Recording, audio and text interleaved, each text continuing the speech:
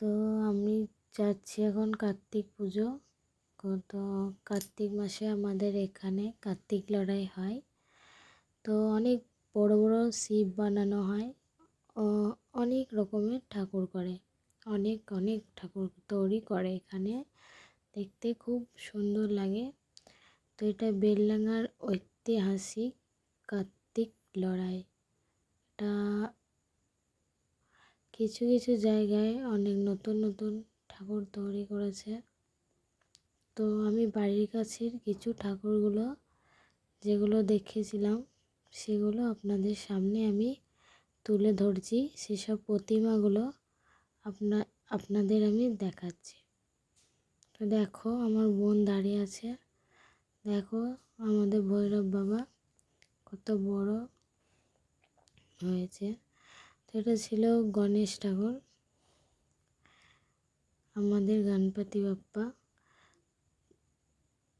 দেখো খুব সুন্দর প্রতিমা তৈরি হয়েছে। তো বেলডাঙার আমি সব ঠাকুর আপনাদের ঘুরে দেখাতে পারিনি, তার কারণ আমার বাড়িতে ছোট্ট একটা 5 মাসের বাচ্চা আছে, তার জন্য বাড়ির কাছের কিছু ঠাকুর আমি দেখে চলে এসেছিলাম। এইবার এত ভালো ভালো সুন্দর সুন্দর ঠাকুর হয়েছিল, তা সেটা বলে বোঝানো যাবে না। তবুও সংসারের চাপে বাচ্চাকেও তো দেখতে হবে, সেই কারণে বিকেলবেলায় বেরিয়ে গেছিলাম মায়ের কাছে। আমার ছেলেকে, ছোট ছেলেকে দিয়ে কিছু ঠাকুর বাড়ির কাছে দেখে এসেছিলাম। মোটামুটি 10-12টা তো হবেই। তো আমাদের এই কার্তিক মাসে, এই কার্তিক পুজো মানে কার্তিক লড়াই, অনেক জায়গায় ঠাকুর হয়। মিনিমাম 100-150টা বললেও কম, অতটা ঠাকুর হয়ে যায়। তো এই সব বড় বড় ঠাকুরদেরকে বাসের মধ্যে বেঁধে আমাদের এখানকার ছেলেরা ঘাড়ে বেঁধে রাস্তায় নিয়ে যায়, ঘাড়ে তুলে চাগিয়ে চাগিয়ে নিয়ে যায়। তো দেখো কত সুন্দর লাগছে, তাই না? তো এতক্ষণ এসব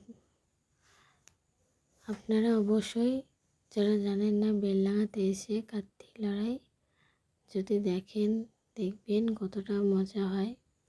তো আমি প্রথমবার এই মুখে ভিডিও করছি, ব্লগ বানাচ্ছি প্রথমবার। যদি কোনো কিছু ভুল হয়ে থাকে আমায় ক্ষমা করবেন। তো সববার থেকে আপনাদের যতগুলো ঠাকুর দেখেছি, তো আমাদের এখানকার বাথানগড়ের বুড়ো শিব, বুঝতেই পাচ্ছেন কতটা ভিড়, সবাই উপোস করেছে। তো এখানে এরা সব অঞ্জলি দেবে। বাথানগড়ের বুড়ো শিব, এখানে যে যেটা মন থেকে চায় বাবার কাছে, বাবা তাকে সেটাই দেয়। তো এগুলোই আমরা শুনেছি। তো ওখান থেকে ঠাকুর দেখে কোনো রকমে বেরিয়ে এসেছি। ওটা যে সে দর্শন করতে পারে না, ভিড় লাগে সেটাই বলে। তো এখানে পুজো শুরু হয়ে গেছিলো, পুজো হচ্ছিল ওখানে। ভৈরব বাবা, দেখো মুখটা খুব সুন্দর হয়েছে, তাই না? খুব সুন্দর দেখলে।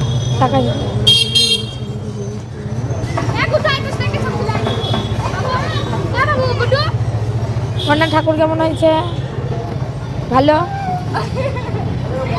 ছেলে বলছে ভালো হয়েছে। তো ওখান থেকে ঠাকুর দেখে বেরিয়ে গেছিলাম। বাড়িতে কল করেছিল যে আমার ছোট ছেলে আর্য ঘুম থেকে উঠে গেছে। তো আসার পথেও কটা ঠাকুর ছিল, সেগুলো দেখতে দেখতে বাড়ি আসছিলাম। তো আমার পাড়া হচ্ছে বাগদি পাড়ায় বাড়ি, আমার মায়ের বাড়ি। তো এই বিশ্বরূপ ঠাকুরটা হয়েছে আমাদের পাড়াতে। তাহলে আপনারা এতগুলো ঠাকুরের মধ্যে বলবেন কোন ঠাকুরটা ভালো হয়েছে। এটা হচ্ছে আমাদের পাড়ার বিশ্বরূপ।